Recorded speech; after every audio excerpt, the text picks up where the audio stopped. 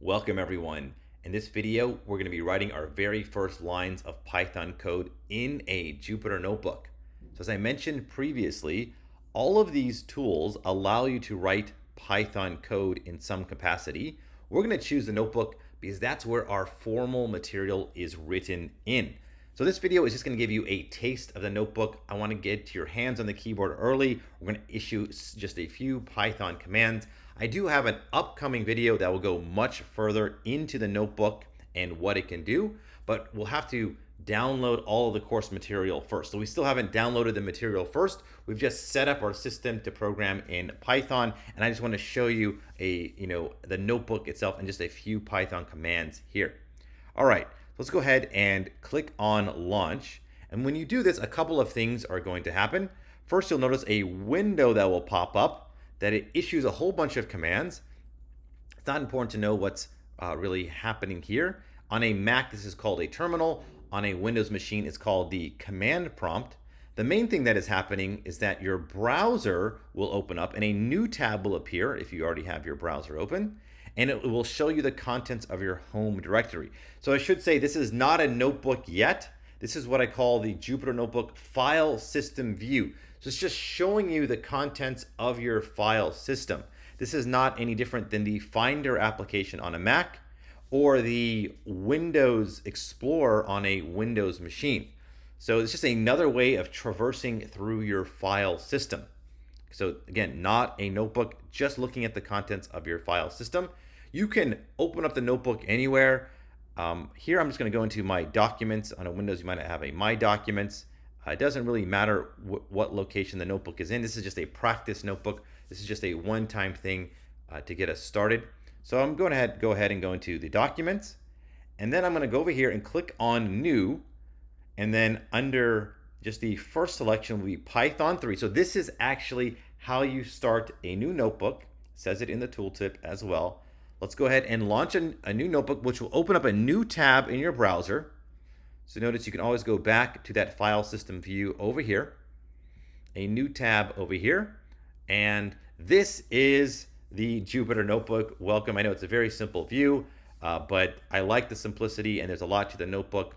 We'll go into it in much further detail in some upcoming videos. The first thing I want you to do is actually to rename the notebook. Right now it has this untitled name, which is just unappealing, and let's go ahead and rename. We could say like My First Notebook right here and just click enter or click rename. Now we have at least a description about the notebook. All right, so here is where we will enter in code. So this is called a cell, and this cell understands Python code. You can type anything you want in here, just any gobbledygook like this. It's just a cell that allows you to type in text, but it does understand Python code.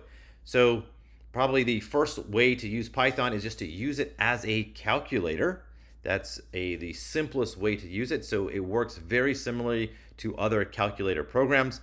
So if we just do, say, 26 plus 99, this will do addition. Now the way to have the cell execute, there's a couple of ways. You can actually click this button, Run, although I'm never going to do that in class because there is a keyboard shortcut in order to execute the cell. The shortcut is pressing Shift Enter. You have to hold down Shift and press Enter. If you just press Enter by itself, it'll just add a new line in the cell. That's not what we want. We want to say, hey, execute this line of code. So this is actually valid Python code. It's very simple code, but it is Python code.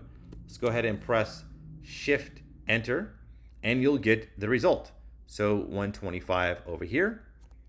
We can do some more arithmetic. We can say 45. This time we'll do minus 99, and we can press Shift Enter, and here is the result, negative 54. We can do multiplication, 9 times 99. We get 891. Of course, we can also do division. Let's do something a little bit longer, like 34,552 divided by 99, and we'll get this response. So congrats on writing your first lines of Python code. It's probably not the ideal application to use as a calculator, but now you can certainly use it as one. Just press Shift Enter to execute the line, and then the result will be right below it. Okay, so that's how you get your first lines of Python code written in a notebook. Let's show you real quick how to exit the notebook.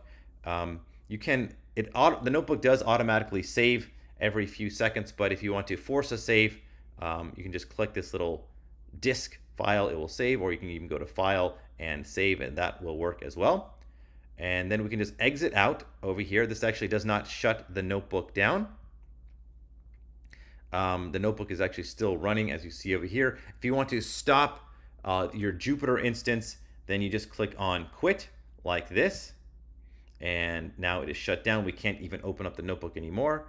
We'll just click Exit, and we'll see this window over here. This little terminal for Macs or Windows command prompt will give you some message saying that the notebook is completed, or it's just the instance is done. So you know Jupyter Notebook is no longer launched. You just exit out of here, and that is that. So you can always go back to your navigator and relaunch a notebook over here.